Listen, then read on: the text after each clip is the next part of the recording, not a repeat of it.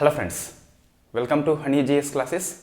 25th జనవరి daily current affairs with GS points. ఈరోజు మనకి వార్తల్లో మొత్తం మీద 23 ఆర్టికల్స్ వార్తల్లో ఉన్నాయి. ఎక్కువ ఆర్టికల్స్ వార్తల్లో ఉన్నాయి. తెలంగాణ వాళ్ళ కోసం చూస్తే మొత్తం 4 ఆర్టికల్స్ వార్తల్లో ఉంటే అందులో 3 వెరీ ఫేమస్. ఎందుకు 3 వెరీ ఫేమస్ అంటే మనకి కృష్ణా నది మీద ఈ కేబుల్ స్టేడ్ కమ్ సస్పెన్షన్ బ్రిడ్జ్ని భారతీమాల పరియోజన 2 కింద నిర్మాణం చేస్తున్నామని చెప్పేసి అఫీషియల్గా మనకి ఆమోదం వచ్చింది. So very famous. నెక్స్ట్ ఈ ఏబి పాండ్యా కమిటీ అని చెప్పేసి ఇన్ఫ్యాక్ట్ మనకు మేడిగడ్డ బ్యారేజీ మీద ఆ కమిటీ గవర్నమెంట్ ఆఫ్ తెలంగాణ విధించడం జరిగింది. సో కమిటీ సభ్యులు ఇన్ఫ్యాక్ట్ కమిటీ ఎందుకోసం అని చెప్పేసి డిస్కస్ చేయాలి. తర్వాత ఇంకొక అంశం మనకు నౌకాదళ రాడర్ స్టేషన్ని భారతదేశంలో 2వది తెలంగాణలో వికారాబాద్ డిస్టిక్లో ఏర్పాటు చేస్తున్నారు. సో ఫస్ట్ తమిళనాడులో ఉంది, సెకండ్ తెలంగాణ అని చెప్పేసి ఈ 3 వెరీ ఫేమస్. నోట్స్లో ఉన్నాయి, ఒకసారి చూసుకోండి. ఎం సురేష్ అని చెప్పేసి ఉత్తమ సింగరేనియన్ అవార్డు వచ్చింది ఈ ఇయర్లో. సో అది అంతగా మనకి అవసరం లేదు. ఈ 3 ఆర్టికల్స్ వెరీ ఫేమస్, గుర్తుపెట్టుకోండి. నెక్స్ట్ చూస్తే సో మొత్తం 23 ఆర్టికల్స్ మనకి ఈరోజు వార్తల్లో ఉన్నాయి. సో ఫస్ట్ చూస్తే డే ఆఫ్ ఇంపార్టెన్స్ ఉన్నది, very famous. So national voters day అని చెప్పేసి జరుపుకుంటాం. So national voters day in fact ఎందుకోసం అంటే 1950 జనవరి 25న మనకు ఎలక్షన్ కమిషన్ ఆఫ్ ఇండియా ఏర్పడింది. కాబట్టి ఆ సందర్భంగా మనము జనవరి 25ని every year national voters day అని చెప్పేసి జరుపుకుంటున్నాం. సో థీమ్ ఏంటి అంటే లాస్ట్ ఇయర్ థీమ్ని కంటిన్యూ చేస్తున్నామని చెప్పేసి ఎన్నికల సంఘం చెప్పడం జరిగింది. So nothing like elections. So nothing like elections. I vote for sure అంటే సో ఓటింగ్ లాగా నాకు ఏది కనిపించదు, ఓటింగే ఎక్కువ అని చెప్పేసి తప్పకుండా ఓటు వేస్తాను. ప్రజాస్వామ్యంలో ఓటు యొక్క ప్రాధాన్యత చెప్పేటందుకు ఈ థీమ్ తీసుకోవడం జరిగింది. సో ఇక్కడ 2024 చూస్తే 1950లో ఏర్పడింది కాబట్టి ఈసారి 75th ఇయర్ కాబట్టి కొంచెం ఎక్కువ మనకి ప్రోగ్రామ్స్ కనిపిస్తాయి. ఈరోజు ఇంకా ప్రోగ్రామ్స్ ఏమైనా ఉంటే ఉండవచ్చు, మనం వాటిని రేపు కరెంట్ అఫైర్స్లో డిస్కస్ చేద్దాం. ఫస్ట్ ఇంతవరకు అయితే పిఐబి న్యూస్ కథనం ప్రకారం చూస్తే ఒక షార్ట్ ఫిల్మ్ని రిలీజ్ చేస్తున్నారు. దీని మీద ఎవరు ఇన్ఫ్యాక్ట్ రాజ్ కుమార్ హిరానీ ప్లస్ ఎన్నికల సంఘం యొక్క దర్శకత్వంలో ఈ షార్ట్ ఫిల్మ్ వచ్చింది. So my vote my right, నా ఓటు నా హక్కు అని చెప్పేసి ఆ షార్ట్ ఫిల్మ్ పేరు. సో క్వశ్చన్ అనేది వస్తే రావచ్చు కాబట్టి ఒకసారి చూసుకోవాలి, దృష్టి పెట్టాలి. నెక్స్ట్ ఒక పోస్టల్ స్టాంప్ని రిలీజ్ చేస్తున్నారు. ఇన్ఫ్యాక్ట్ ఆ స్టాంప్ యొక్క థీమ్ ఏంటి అంటే ఇన్క్లూజివ్ ఎలక్షన్స్. అంటే ఎలక్షన్లో ప్రతి ఒక్కరిని కలుపుకోవాలి, అందరినీ ఇంక్లూజివ్ చేసుకోవాలని చెప్పేసి ఇన్ఫ్యాక్ట్ ఆ పోస్టల్ స్టాంప్ యొక్క థీము, ఇది ఆ డే యొక్క theme. I vote for sure, nothing like election అని చెప్పేసి అది theme. My vote my right వచ్చేసి చూస్తే ఇది షార్ట్ ఫిల్ము. ఎందుకోసం అంటే 75th ఇయర్ కాబట్టి కొంచెం స్పెషల్ సందర్భం కాబట్టి ఇది తీసుకొస్తున్నారు. పోస్టల్ స్టాంప్ రిలీజ్ చేస్తున్నారు. రాష్ట్రపతి ఐ థింక్ మనము ఇన్ఫ్యాక్ట్ ఇది రేపు మనకు పేపర్లో వస్తుంది. ప్రధానమంత్రి రాష్ట్రపతి చేస్తారు దాదాపుగా ఇన్క్లూజివ్ ఎలక్షన్ అని చెప్పేసి. అంటే అందరినీ ఓటర్లను కలుపుకోవాలని చెప్పేసి, ఎన్నికల్లో అందరూ ఓటింగ్లో భాగస్వామ్యం ఉండాలని చెప్పేసి, ప్రజాస్వామ్యం యొక్క స్ఫూర్తి అంటే అదే అని చెప్పేసి ఆ థీమ్ మనకి చెప్తుంది. సో ఇది వెరీ ఫేమస్ డే అండి. ఇంకా నేషనల్ గర్ల్ చైల్డ్ డే అయితే మనకి థీమ్ అయితే ఇక్కడ లభ్యం కాలేదు. సో గూగుల్ సెర్చ్ చేస్తే మనకు దొరకలేదు.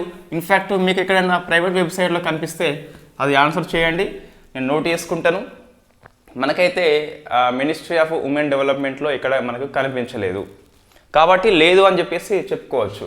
ఉన్నట్లయితే మీరు కామెంట్ చేయండి, నేను రాసుకుంటా, నోట్స్లో అప్డేట్ చేద్దాం.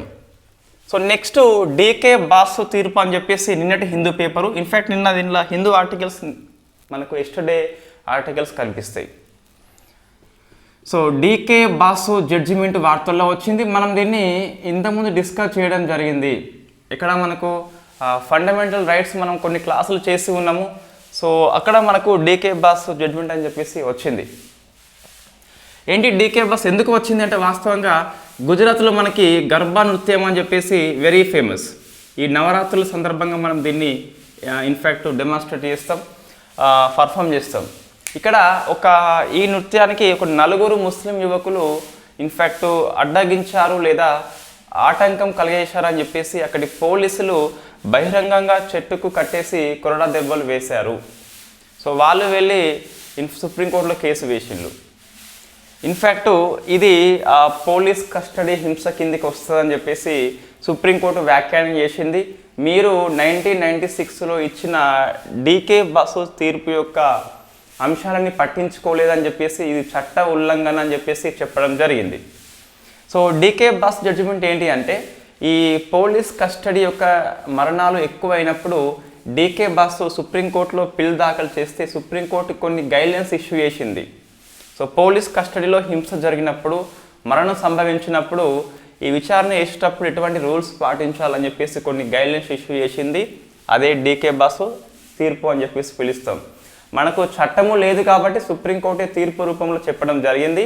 అది డీకే బాసు తీర్పు అనేది ఈ లాకప్ డెత్ మీద లాకప్ హింస మీద సుప్రీంకోర్టు యొక్క గైడ్లైన్స్ అని చెప్పేసి గుర్తుపెట్టుకోవాలి. 1996 versus state of Bengal, west Bengal అని చెప్పేసి పిలుస్తాం. రైట్. అయితే మనకు ఇన్ఫ్యాక్ట్ మనము ఈ ఇంపార్టెంట్ ల్యాండ్ మార్క్ సుప్రీంకోర్టు తీర్పులు అని చెప్పేసి ఇన్ఫ్యాక్ట్ డిస్కస్ చేయాల్సి ఉంటుంది. అది very famous topic. Group 1 mains కోసం అయితే కొన్ని మనం హెడ్డింగ్ పెట్టుకోవాలి.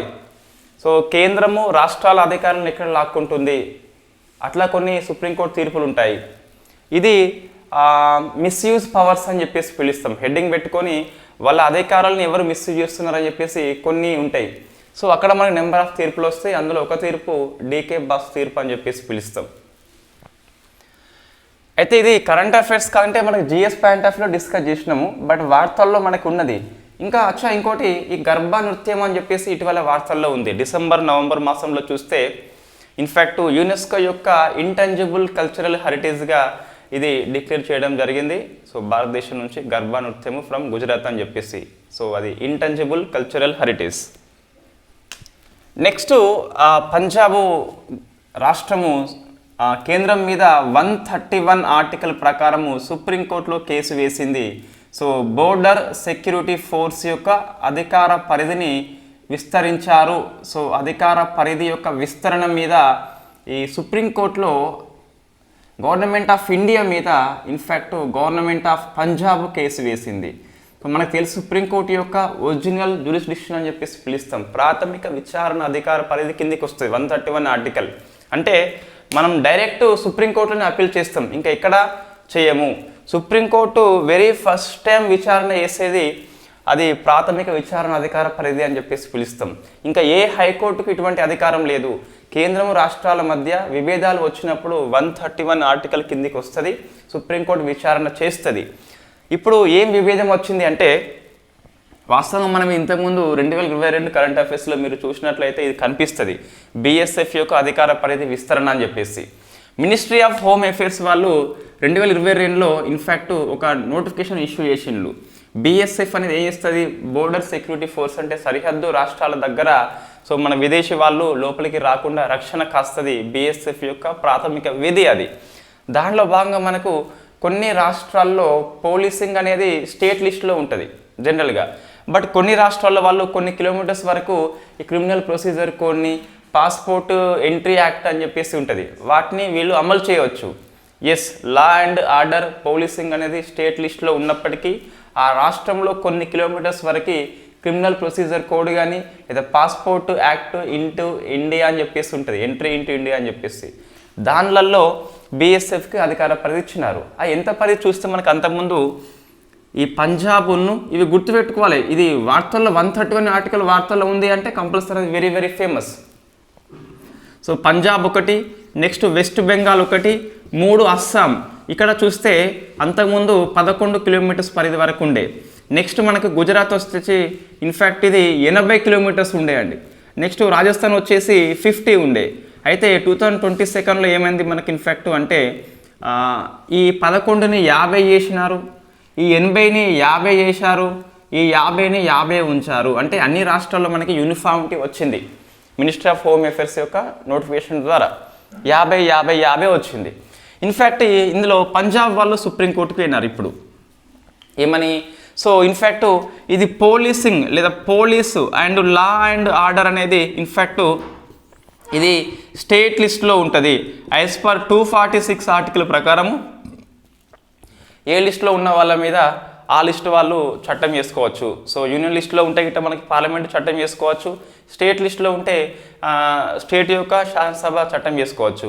ఇన్ఫ్యాక్ట్ ఈ పోలీస్ లా అండ్ ఆర్డర్ అనే స్టేట్ లిస్టులో ఉన్నది 246 ఆర్టికల్ని ఈ పరిధి పెంపు అయితే ఉల్లంఘన చేస్తుంది అని చెప్పేసి ఇన్ఫ్యాక్ట్ ఇది డైరెక్ట్గా ఇంకేమన్నదంటే, సో ఇది నేను అంటలేను, పంజాబే చెప్పింది, హిందూ పేపర్లో మనకి ఆర్టికల్ వచ్చింది, మీరు చెక్ చేయండి. సో ఫెడరలిజం మీద government of India number of time attack చేస్తుంది, ఆ సందర్భాల్లో ఇది ఒకటని చెప్పేసి పంజాబ్ వెళ్ళి 131 ఆర్టికల్ ప్రకారము కేసు వేసింది. ఈ మన సుప్రీంకోర్టు చాప్టర్లో 131 ఆర్టికల్ మనకు ఉండి ఉంటుంది. సుప్రీంకోర్టు యొక్క అధికారాలని చెప్పేసి హెడ్డింగ్ పెట్టుకొని ఫస్ట్ సబ్ హెడ్డింగే ప్రాథమిక విచారణ అధికార పరిధి అని చెప్పేసి ఉంటుంది. అందులో ఇది మనం రాసుకోవాలి కంపల్సరీ. ఎంతసేపు ఆ పశ్చిమ బెంగాల్ బొగ్గు కోణం అని చెప్పేసి ఆ కోణం ఈ కోణం అవే రావు, ఇవి కరెంట్ అఫైర్స్లో ఉన్నాయి కూడా వస్తాయి.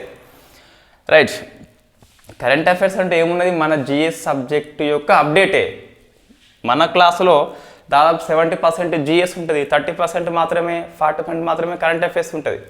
ఎందుకోసం అంటే కరెంట్ అఫైర్స్ జిఎస్ యొక్క అప్డేటే. నిన్న జిఎస్, ఈరోజు కరెంట్ అఫైర్స్, రేపు ఈ కరెంట్ అఫైర్స్ రేపు జిఎస్గా మారిపోతుంది. అయోధ్య రామాలయం కరెంట్ అఫైర్స్ ఈరోజు, రేపు పొద్దున ఏమవుతుంది మనకు ఆర్ట్ అండ్ కల్చరల్ లోపల అది జిఎస్గా ఉండిపోతుంది. రైట్, ఇన్ఫ్యాక్ట్ ఇది 246 అని చెప్పేసి గుర్తుపెట్టుకోవాలి, 131 ఆర్టికల్ అని చెప్పేసి గుర్తుపెట్టుకోవాలి. ఈ పరిధులు కొద్ది వారికి గుర్తుపెట్టుకోవాలి, బీఎస్ఎఫ్ యొక్క అధికార పరిధి మనకు విస్తరించాలని చెప్పేసి. అయితే సుప్రీంకోర్టు అనేది ఇన్ఫ్యాక్ట్ ఏమని తీర్పు చెప్పొచ్చు, మనకున్న అవగాహన ప్రకారం మనం సింపుల్గా చెప్పాలి అంటే సమర్థిస్తుంది. వై? బికాస్ కొన్ని ప్రత్యేక ప్రశ్నల దృష్ట్యా నేషనల్ ఇంట్రెస్ట్ కానీ సెక్యూరిటీ దృష్ట్యా చూస్తే మనకు సో కేంద్రం అనేది కొన్నిసార్లు రాష్ట్రాల యొక్క అధికార పరిధిలోకి వెళ్ళొచ్చు, అక్కడ నేషనల్ ఇంట్రెస్ట్ అనేది ప్రముఖ పాత్ర పోషిస్తుంది.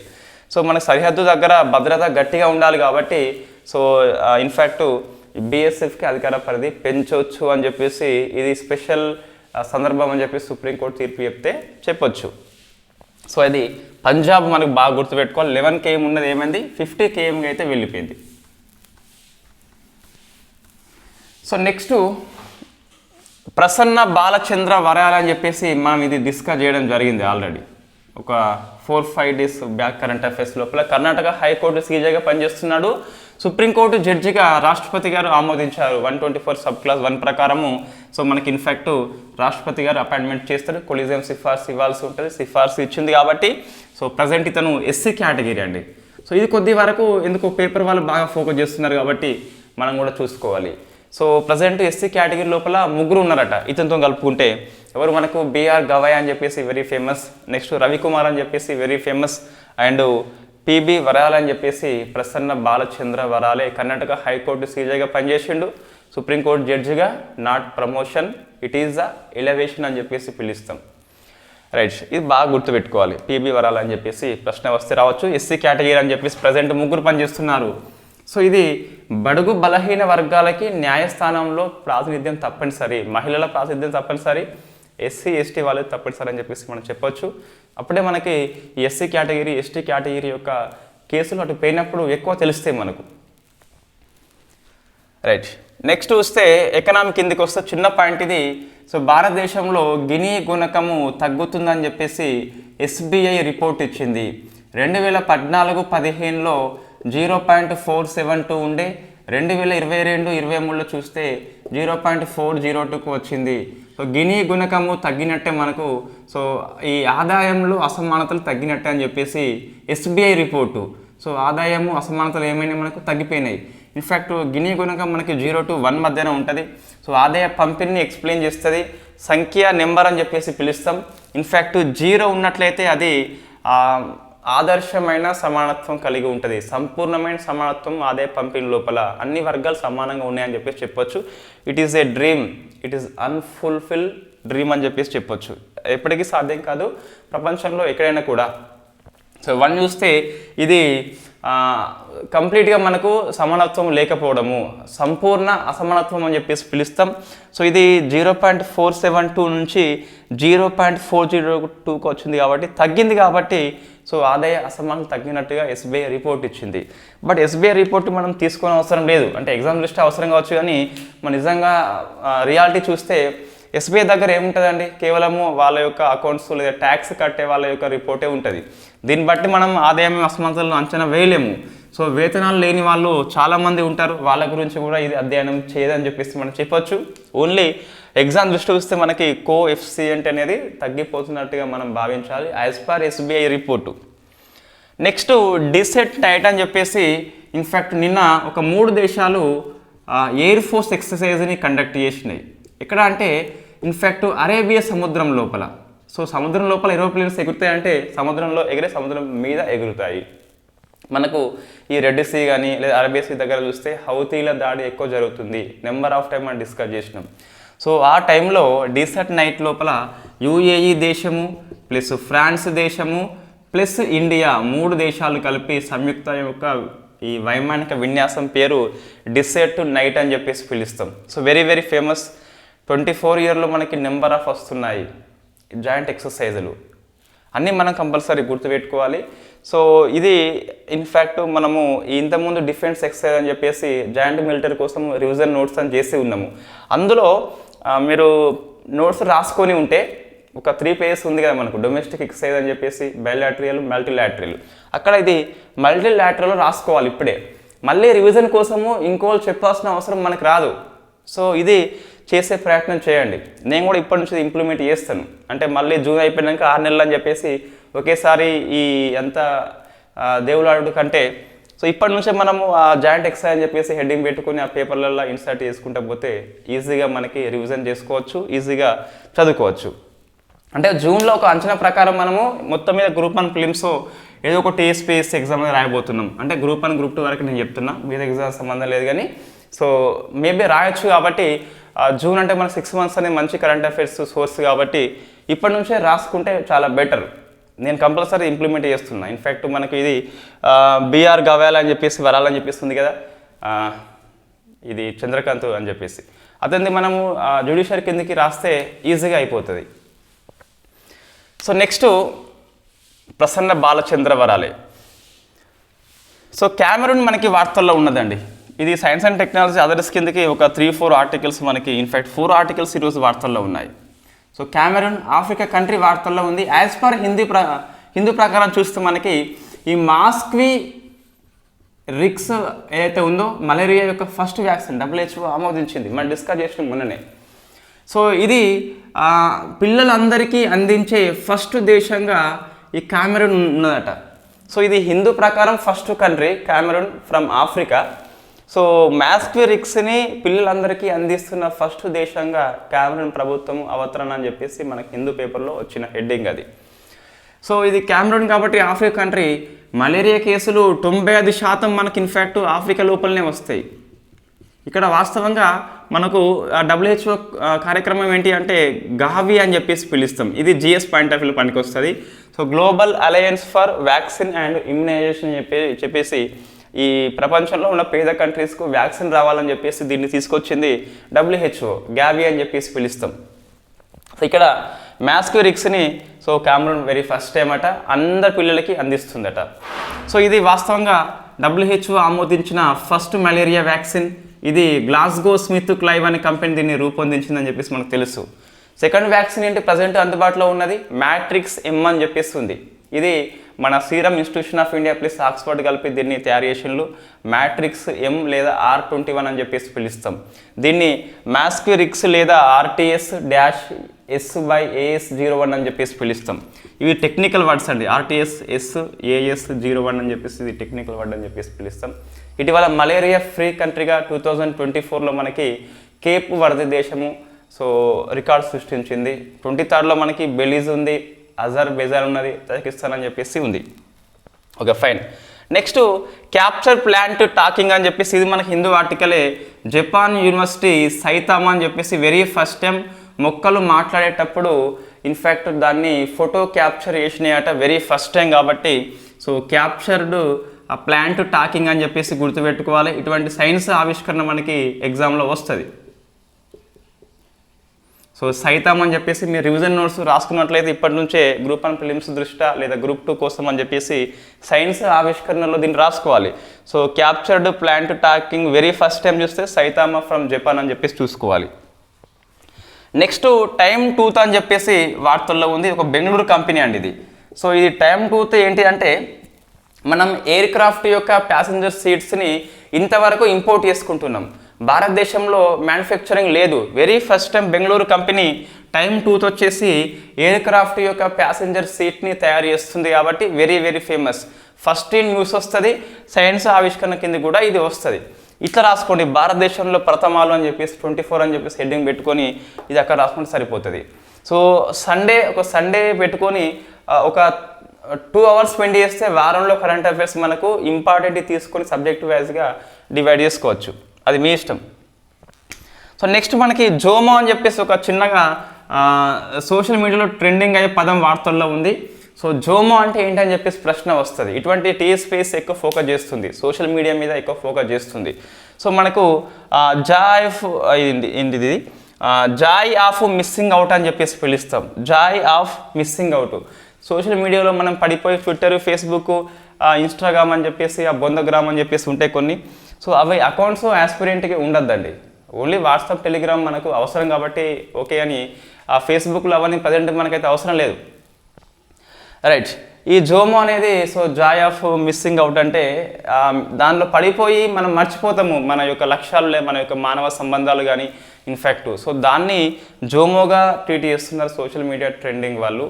సో దీన్ని very first time Anil dash అని చెప్పేసి ఆ పదాన్ని సృష్టించిండు. తన కుమారుడి బర్త్డే విషయం మర్చిపోయినా అని చెప్పేసి ఇది జోమో, ఇది జాయ్ ఆఫ్ మిస్సింగ్ అవుట్ అని చెప్పేసి చిన్న చిన్న ఆనందాలు కోల్పోతున్నా అని చెప్పేసి ఈ పదాన్ని సృష్టించడం జరిగింది.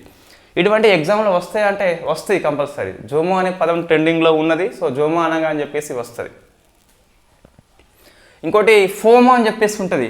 ఇది ఇంకో కేటగిరీ వర్గం. ఈ జీవులు ఏంటంటే so fear of mobile outing అని చెప్పేసి, ఇన్ఫ్యాక్ట్ మొబైల్ టచ్ చేయకుంటే ఏమైనా మిస్ అయిపోతా అని చెప్పేసి చాలా తెగ బాధపడిపోతారు వీళ్ళంతా. సో వాళ్ళని ఫోమో అని చెప్పేసి పిలుస్తాం. మొబైల్ మిస్ అవుతున్నా అనే బాధలో ఉంటారు. జోమో అంటే వీళ్ళు జాయిని మిస్ అవుతున్న బాధలో ఉంటారు.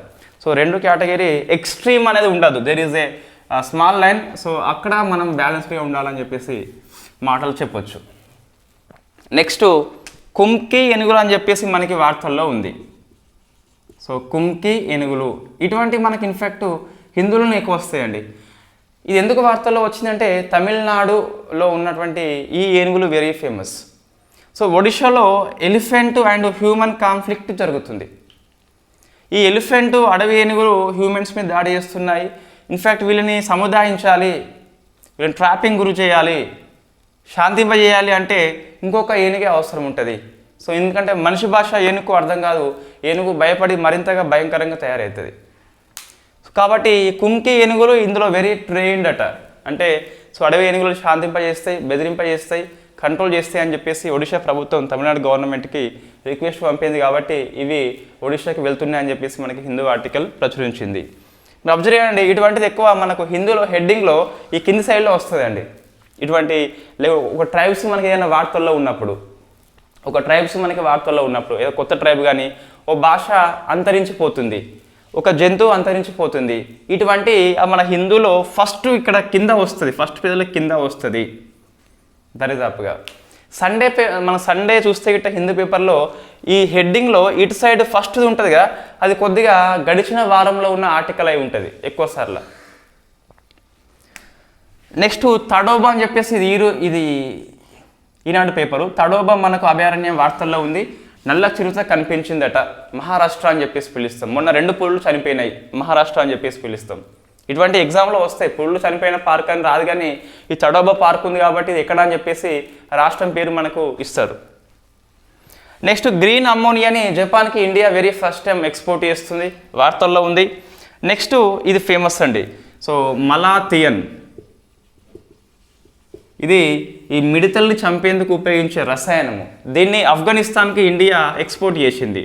40,000 లీటర్లను మలాథియన్ని ఎక్స్పోర్ట్ చేసింది. సో ఇది పెద్ద విషయం కాదు మనకు. ఏం విషయం అంటే వాస్తవంగా మనము ఈ ఆఫ్ఘనిస్తాన్కి సహాయం చేయాలంటే త్రో ది పాకిస్తాన్ పోయేది. వెరీ ఫస్ట్ టైం మనము ముంబై నుంచి చాబహార్, ఇరాన్లో ఉన్న చాబహార్ ఎయిర్పోర్ట్ ద్వారా మనము ఎయిర్పోర్ట్ కాదు, పోర్టే ఓన్లీ. సో చాబహార్ పోర్టు ద్వారా మనము ఫస్ట్ టైం ఆఫ్ఘనిస్తాన్ సహాయం చేస్తున్నాం. చాబహార్ పోర్టు యొక్క వినియోగం వెరీ ఫస్ట్ టైము అమల్లోకి వచ్చింది. సో ఇంపార్టెన్స్ ఏంటి, మనకి పాకిస్తాన్ యొక్క అవసరం లేకుండా, వాడికి రిక్వెస్ట్ చేయకుండా మనము ఆఫ్ఘనిస్తాన్కి ఎప్పుడు కావాలంటే అప్పుడు సహాయం చేయవచ్చు.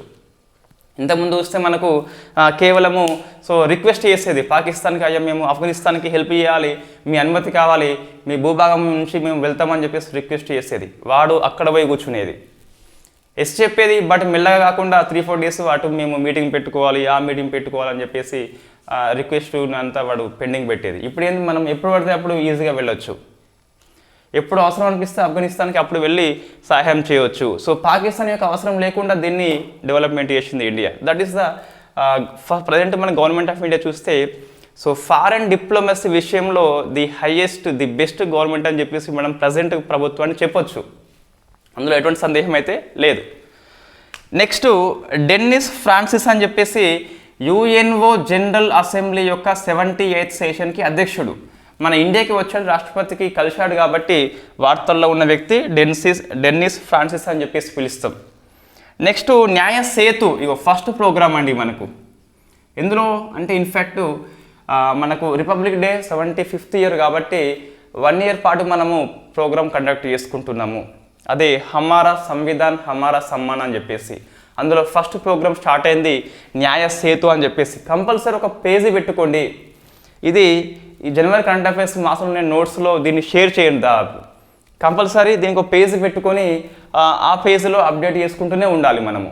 ఎందుకంటే సమ్ ఆఫ్ ప్రోగ్రామ్స్ ఇస్తాడు, క్రింది వాటిలో హమారా సంవిధానంలో లేనిదని చెప్పేసి ప్రశ్న వచ్చేందుకు అవకాశం ఉంటుంది. కాబట్టి న్యాయ సేతు అంటే లక్ష్యం ఏంటిదంటే ప్రతి ఒక్కరికి న్యాయం అందించాలి, చివరి మైలు వరకు న్యాయం చేరుకోవాలనే కాన్సెప్ట్తోని నిన్న మనకు న్యాయ సేతుని ఉపరాష్ట్రపతి గారు స్టార్ట్ చేసిండ్రు. ఇది మైండ్లో పెట్టుకోవాలి.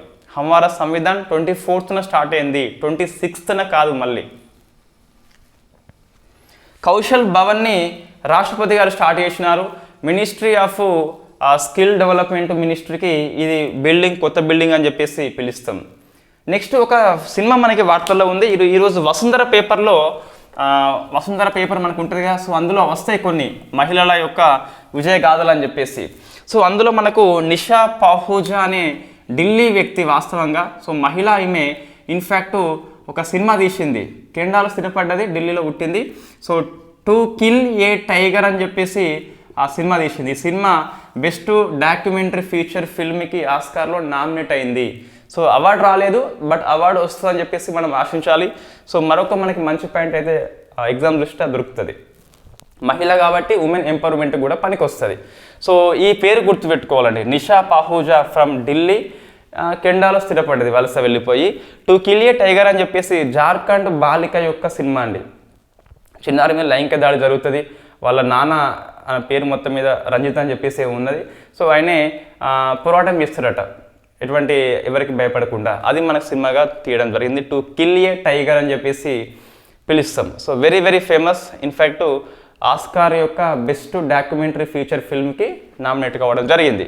మేబీ అవార్డు రావచ్చు కూడా. నెక్స్ట్ యూపీ గౌరవ్ సమ్మాన్ అని చెప్పేసి యూపీ వ్యవస్థాపక దినం సందర్భంగా అవార్డు ఇస్తుంది. యూపీ యొక్క అత్యున్నతమైన పౌర పురస్కారం ఇది. మొన్న మనం అస్సాం డిస్కస్ చేసినాం, రంజన్ గగోయ్ అని చెప్పేసి. ఇప్పుడు గౌరవ పురస్కారం యూపీ సమ్మాన్ అని చెప్పేసి పిలుస్తాం. ఫస్ట్ ఇన్ఫ్యాక్ట్ నవీన్ తివారీకి వచ్చిందండి. ఈ నవీన్ తివారీ ఎవరు అంటే మనకు పారిశ్రామికవేత్త. ఇండియాలో ఫస్ట్ యూనికార్న్ మనకేంటి, ఇన్మోబీ అని చెప్పేసి పిలుస్తాం. ఈ ఇన్మోబీ యొక్క వ్యవస్థాపకుడే నవీన్ తివారీ. ఫస్ట్ యూనికార్న్ మనకు. 1 billion ఇన్ఫ్యాక్ట్ ఇన్వెస్ట్మెంట్ అయిపోతే $80 విషయంలో దాన్ని యూనికార్న్ అని చెప్పేసి పిలుస్తాం. అది ఇన్మోబీ అని చెప్పేసి ఉంది, ఇన్మోబీ అని చెప్పేసి. అది ఆ పేరు గుర్తుపెట్టుకోవాలి, ఈ వ్యక్తి పేరు మనకు అవసరం. నెక్స్ట్ వెరీ ఫేమస్ మనకు రితు కారిడల్ శ్రీవాస్తవ అని చెప్పేసి చంద్రయాన్ 3లో మనకి రాకెట్ ఉమెన్గా వెరీ వెరీ ఫేమస్. మంగళయాన్లో కీలక పాత్ర పోషిస్తుంది ఈమె. రాకెట్ ఉమెన్గా మన భారతదేశంలో వెరీ వెరీ ఫేమస్. ఈమెకు వచ్చింది. ఇద్దరిది మనకు ఈ నవీన్ తివారీది లక్నో అన్నట్టున్నది, ఈమె కాన్పూర్ మొత్తం మీద మొత్తం మీద యూపీ అండి. లక్నో అక్కడే ఉన్నది, కాన్పూర్ అక్కడే ఉంది కాబట్టి యూపీ అని చెప్పేసి గుర్తుపెట్టుకోవచ్చు. ఈమెది లక్నో, ఈయనది కాన్పూర్. నెక్స్ట్ సబితా మహతో అని చెప్పేసి, ఇది కూడా మనకి ఈరోజు వసుంధర పేపర్లో వచ్చిందండి.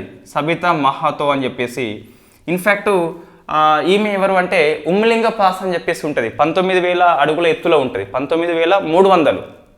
సో 19,000కు పెద్దానికి ఇబ్బంది ఏం లేదు. సో 19K ఫీట్స్ ఎత్తులో ఉన్న రహదారి, ప్రపంచంలో ఎత్తున రహదారి అని చెప్పేసి పిలుస్తాం, లడఖ్లో ఉంటుంది. ఆ అంటే ఈ మనాలి నుంచి, సో మనాలి నుంచి మనకి ఉమ్లింగ్ వరకు సైక్లింగ్ చేసిన ఫస్ట్ మహిళ అండి ఆమె. సో ఉమ్లింగ్ పాస్ దగ్గర అంటే వెరీ వెరీ ఫేమస్ ఎత్తైన రహదారి. సైక్లింగ్ చాలా మనకి హార్డ్ అయిపోతుంది. ఇన్ఫ్యాక్ట్ ఇట్లా సైక్లింగ్ తొక్కాలంటే హార్డ్ అయిపోతుంది, అది ఇంక్లైన్ అయిపోతుంది, కాబట్టి ఇబ్బంది అవుతుంది. సో చాలా స్ట్రెంగ్త్ కావాలి.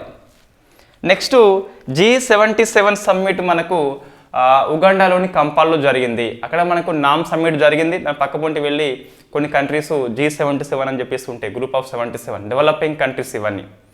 సో చైనా అనేది మెంబర్షిప్ లేదు కానీ ఆ మీటింగ్కి హాజరవుతుంది. దాన్ని G77+ చైనా అని చెప్పేసి పిలుస్తాం. సభ్యత్వం లేదు బట్ హాజరవుతుంది, రైట్.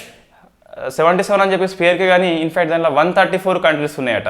అంటే జస్ట్ ఆ పేరు అప్పుడు వచ్చింది కాబట్టి దాన్ని కంటిన్యూ చేస్తున్నారు. 134 కంట్రీస్ ఉన్నాయి. సో కంపాల్లో మీటింగ్ పెట్టుకోవడం జరిగింది. మన అంశం ఏంటిదంటే అక్కడ సెక్యూరిటీ కౌన్సిల్ని రీఫార్మ్ చేయాలి. ఆ 5 కంట్రీస్ ఎప్పటి నుంచో ఉంటున్నాయి, ఆ 6 అయ్యేది లేదు, ఆ 5లో ఒకటి ఎగిరిపోయేది లేదు. ఇండియాకి ఇవ్వాలని చెప్పేసి ఈ తీర్మానం చేయడం జరిగింది కాబట్టి వెరీ వెరీ ఫేమస్.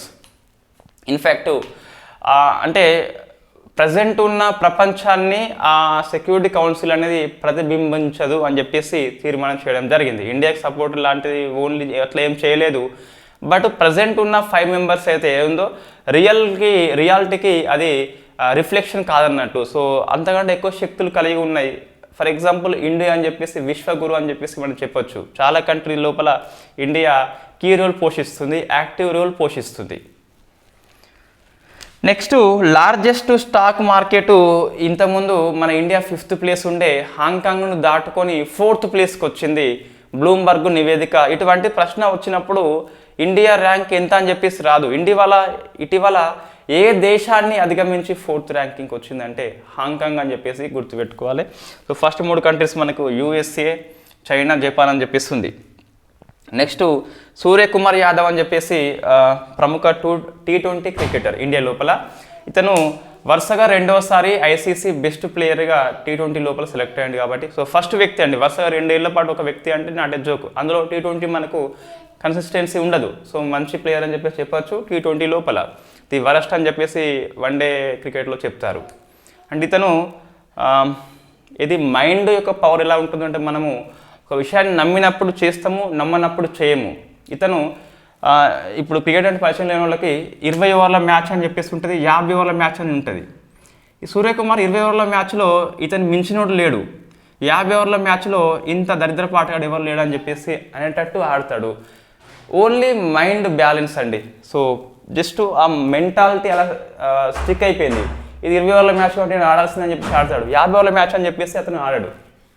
సో అది మనకు కనిపిస్తుంది. అంటే ఇదంతా మీడియా ఎఫెక్టు అతని మీద చాలా ఉంటుందని చెప్పేసి చెప్పొచ్చు. మన దగ్గర పర్సనల్ ఎఫెక్ట్ చాలా ఉంటుంది. సో ఇన్ఫ్యాక్ట్ కొంతమంది మన గ్రూప్స్ వాయిదా పడుతూ ఉంటాయి కాబట్టి కొంతమంది అనొచ్చు, సో గ్రూప్స్ వాయిదా పడతాయి ఇంకేం చదువుతాం అని చెప్పేసి. ఈ ఎఫెక్ట్ మన మీద ఉండద్దు. సో వాయిదా పడకున్న ఎగ్జామ్ అయితే మన లైఫ్లో అయితే రాస్తాం ఎప్పుడోసారి, కాబట్టి రాయడం తప్పనిసరి కాబట్టి ఇంకా మనం ప్రిపరేషన్ అవుతూనే ఉండాలి. అయితే కన్సిస్టెన్సీగా ఎవరికి సాధ్యం కాదు, చాలా అది ఇంపాసిబుల్ అది. బట్ గ్యాప్స్ రావడము కామన్ అనుకొని ముందుకు పోవాలి. ఈ గ్యాప్ వచ్చిందని చెప్పేసి బాధపడకుండా ఇంకో రోజు గ్యాప్ రావద్దు మళ్ళీ, రైట్. తెలంగాణ వాళ్ళ కోసం చూస్తే ఎం సురేష్ అని చెప్పేసి ఉత్తమ సింగరేణి అవార్డు వచ్చింది. నౌకాదళ రాడర్ స్టేషన్ అనేది వికారాబాద్లో ఏర్పాటు చేస్తున్నారు. భారతదేశంలో 2వది, ఫస్ట్ తమిళనాడు అని చెప్పేసి ఉన్నది. సో దామగుండం దగ్గర వికారాబాద్ అని చెప్పేసి గుర్తుపెట్టుకోవాలి. Next A B Pandey committee, Medigadda barrage మన కుంగిపోయింది కదా, దాని మీద కమిటీ అని చెప్పేసి అపాయింట్మెంట్ చేసిండ్లు. నెక్స్ట్ కృష్ణానది మీద వెరీ ఫస్ట్ టైం మనము ఈ cable stayed cum suspension bridge అని చెప్పేసి భారతీమాల పరియోజన స్కీమ్ కింద దీన్ని ఆమోదం చేసుకున్నాము. దీన్ని మన ఎవరు నితిన్ గడ్కరీ గారు ఇన్ఫ్యాక్ట్ ప్రగతిగా హైవే అని చెప్పేసి చెప్పడం జరిగింది. ఇది నాగర్ కర్నూలు నుంచి మన కర్నూలు వరకు ఉంటుంది. ఇన్ఫ్యాక్ట్ నాగర్ కర్నూలులో ఉన్న సోమశిల నుంచి కర్నూలులో ఉన్న ఆత్మకూరు వరకు 3 km వరకు ఉంటుంది. సో ఇది కృష్ణా నది మీద అని చెప్పేసి గుర్తుపెట్టుకోవాలి. 2 టెంపుల్స్ మనకి కలిగి ఉన్నాయి. ఈ కర్నూలులో చూస్తే సంగమేశ్వర ఆలయం అని చెప్పేసి, ఈ నాగర్ కర్నూలులో చూస్తే లలిత సోమేశ్వర ఆలయం అని చెప్పేసి ఉన్నది. లలిత సోమేశ్వర ఆలయం ఫ్రమ్ తెలంగాణ, సంగమేశ్వర ఆలయం ఫ్రమ్ కర్నూలు అని చెప్పేసి గుర్తుపెట్టుకోవాలి. 2 టెంపుల్స్ కలిగి ఉన్నాయి. సో నల్లమల అడవి కలిగి ఉంటుంది, అక్కడే మనకు నది కలిగి ఉంటుంది. సో దేవుడు ఉన్నాడు, వాటర్ ఉన్నాయి, ఇన్ఫ్యాక్ట్ జంగలి ఉన్నది అని చెప్పేసి మనం అది పర్యాటకం కోసం దీన్ని ఉపయోగము చేసుకోవచ్చు. సో ఇవి మొత్తం 23 ఆర్టికల్స్ మనకి ఈరోజు వార్తల్లో ఉన్నాయండి. ఇది మనము ఇట్లా రివ్యూ చేయవచ్చు, బట్ ఇంకొక 3-4 minutes ఎక్కువ పోతుంది. సో ఫస్ట్ చూస్తే ఓటర్స్ డే అని చెప్పేసి nothing like voting, I vote for sure అని చెప్పేసి థీమ్ తీసుకున్నాము. 75th anniversary కాబట్టి so my vote my right అని చెప్పేసి షార్ట్ ఫిల్మ్ తీసుకుంటున్నాము. పోస్టల్ స్టాంప్ రిలీజ్ చేస్తున్నాము. ఆ రిలీజ్ మనకి ఇన్ఫ్యాక్ట్ ఇంక్లూజన్ ఎలక్షన్ అని చెప్పేసి తీసుకోవడం జరిగింది. డీకే బాస్ తీర్పు అనేది పోలీస్ కస్టడీ హింస మీద సుప్రీంకోర్టు యొక్క మార్గదర్శకాలు అని చెప్పేసి పిలుస్తాం. బీఎస్ఎఫ్ అధికార పరిధి పంజాబ్ లోపల 11 నుంచి 50కి పెంచారు కాబట్టి 246 ఆర్టికల్ని ఉల్లంఘన అని చెప్పేసి ఫెడరలిజం మీద అటాక్ అని చెప్పేసి పంజాబ్ వాళ్ళు సుప్రీంకోర్టులో కేసు వేశారు. యాజ్ పర్ 131 ఆర్టికల్ ప్రకారం సుప్రీంకోర్టు విచారణ చేస్తుంది. 131 ప్రకారం సుప్రీంకోర్టులో కేసు వేయలేదు. సుప్రీంకోర్టు యొక్క అధికారమే 131 ఆర్టికల్. నెక్స్ట్ ప్రసన్న బాలచంద్ర వారాల అని చెప్పేసి కర్ణాటక హైకోర్టు సీజే సుప్రీంకోర్టులో ఎస్సీ జడ్జిగా వెళ్ళిండు. ప్రజెంట్ మొత్తం 3 పనిచేస్తున్నారు. BR Gavai, Ravikumar and PB Varale అని చెప్పేసి పిలుస్తాం. గిని గుణకము తగ్గుతుందని చెప్పేసి 4.072 to 4.402 వరకు తగిన ఎస్బీఐ రిపోర్ట్ ఇచ్చింది. Desert Knight air force exercise between the UAE, France, India, Arabia sea మీద. కెమెరూన్ మనకి మ్యాస్పరిక్స్ని ఆమోదించింది. ఇన్ఫ్యాక్ట్ మొత్తం పిల్లలకి ఇస్తున్న ఫస్ట్ కంట్రీగా హిందూ పేపర్ క్లెయిమ్ చేయడం జరిగింది. జిఎస్కే కంపెనీ దీన్ని తయారు చేసి WHO ఆమోదించిన ఫస్ట్ మలేరియా అని చెప్పేసి పిలుస్తాం. క్యాప్చర్ ప్లాంట్ టాక్స్ అనేది Saitama university very first time capture చేసింది ఫొటోస్ని. టైమ్ టూత్ అనే company, Bengaluru company air craft యొక్క ప్యాసింజర్ సీట్స్ని ఇంపోర్ట్ చేసుకున్నాం. వెరీ ఫస్ట్ టైం మనం తయారు చేస్తున్నాం మేక్ ఇన్ ఇండియాలో భాగంగా. జోమో చూస్తే జాయ్ ఆఫ్ మిస్సింగ్ అవుట్ అని చెప్పేసి అనిల్ డాషు ఇది ఫస్ట్ టైం ఈ పదాన్ని క్రియేట్ చేసిండు. సో సోషల్ మీడియాలో ఎఫెక్ట్ పడి చిన్న చిన్న ఆనందాలు కోల్పోతున్నాం అనే కాన్సెప్టే జోమో అని చెప్పేసి పిలుస్తాం. కుంకి ఏనుగులు తమిళనాడులో వెరీ ఫేమస్. అడవి ఏనుగులను శాంతింపజేస్తాయి, ట్రాపీ చేస్తాయి, కంట్రోల్ చేస్తాయి. ఇన్ఫ్యాక్ట్ ఒడిషా వాళ్ళు రిక్వెస్ట్ చేసి తమిళనాడు వాళ్ళు పంపుతున్నారు. తడోబా అభయారణ్యం మనకి వార్తల్లో ఉంది. బ్లాక్ ప్యాంథర్ కనిపించింది. ఇన్ఫ్యాక్ట్ అక్కడ మహారాష్ట్ర అని చెప్పేసి గుర్తుపెట్టుకోవాలి. గ్రీన్ అమ్మోనియా జపాన్కి మనం ఎక్స్పోర్ట్ చేస్తున్నాము. మలాతియాను మిడతల నివారణ కోసం అని చెప్పేసి ఆఫ్ఘనిస్తాన్కి very first time Chabahar port ఉపయోగించి ఎక్స్ప్లెయిన్ చేస్తున్నాం. కాబట్టి ఆ చాబహార్ పోర్ట్ మనకి వార్తల్లో ఉన్నది between the India and Iran అని చెప్పేసి గుర్తుపెట్టుకోవాలి. Dennis Francis 78th general assembly యొక్క అధ్యక్షుడు ఇండియాకి వచ్చాడు, రాష్ట్రపతిని కలిశాడు. న్యాయ సేతు అనేది పార్ట్ ఆఫ్ ది హమారా సంవిధాన్ హమారా సమ్మాన్ ప్రోగ్రాంలో ఫస్ట్ ప్రోగ్రామ్ ఇది. చివరి మైలు వరకు న్యాయం చేరుకోవాలి కాన్సెప్ట్లో ఇది వస్తుంది. Kaushal Bhavan ministry of skill development యొక్క ఎంటర్ప్రెన్యూర్షిప్ యొక్క బిల్డింగ్ అని చెప్పేసి రాష్ట్రపతి స్టార్ట్ చేసిండు. టు కిల్ ఏ టైగర్ వచ్చేసి నిషా పాహుజా యొక్క డాక్యుమెంటరీ ఫిల్ము. సో ఆస్కార్లో బెస్ట్ డాక్యుమెంటరీ ఫీచర్ ఫిల్మ్ కేటగిరీలో నామినేషన్ అయిందని చెప్పేసి గుర్తుపెట్టుకోవాలి. ఢిల్లీ మహిళ. యూపీ గౌరవ సమ్మాన్ అవార్డు మనకు నవీన్ తివారీకి వచ్చింది, రీతు శ్రీవాస్తవ్కి వచ్చింది. So Naveen Tiwari very very famous. InMobi అనే ఒక startup company first unicorn of the India. So 23rd ఇయర్లో మనకి 2 మాత్రమే వచ్చినాయండి unicorns. Sabita Mahato very famous. Umling pass మీద సైక్లింగ్ చేసిన ఫస్ట్ మహిళ, ఎత్తైన రహదారి అని చెప్పేసి గుర్తుపెట్టుకోవాలి. G77 సమ్మిట్ 134 కంట్రీస్ ఉంటే చైనా హాజరైంది ఉగండాలోని కంపాల లోపల. Next largest stock market of world అని చెప్పేసి హాంకాంగ్ని అధిగమించి ఇండియా వచ్చింది. యుఎస్, చైనా, జపాన్ అని చెప్పేసి ఫస్ట్ 3 కంట్రీస్. సూర్యకుమార్ యాదవ్ వచ్చేసి వరుసగా T20 బెస్ట్ ప్లేయర్గా 2వసారి ఎన్నికయ్యాడు. తెలంగాణ వాళ్ళ కోసం చూస్తే నౌకాదళ radar station very very famous. Vikarabad అని చెప్పేసి ఇండియాలో 2వది. A B Pandey committee Medigadda barrage కోసము ఉద్దేశించబడింది. సో కృష్ణా వాటర్ మీద మనకు నది మీద first time cable stayed cum suspension bridge మనం నిర్మాణం చేస్తున్నాము. నాగర్ కర్నూలు వరకు అని చెప్పేసి గుర్తుపెట్టుకోవాలి. సోమశీలం నుంచి ఆత్మకూరు వరకు అని చెప్పేసి గుర్తుపెట్టుకోవాలి.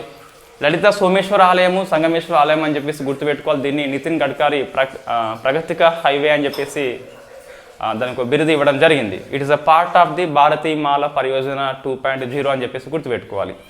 సో మనకి ఈరోజు సాయంత్రం పూట వార్తల్లో ఉన్న సైన్స్ ఆవిష్కరణలు, వార్తల్లో ఉన్న ఐఐటీలు, వార్తల్లో ఉన్న రోబోటిక్స్, వార్తల్లో social media, chat GPT, AI అని చెప్పేసి డిస్కస్ చేద్దాం. Thank you very much.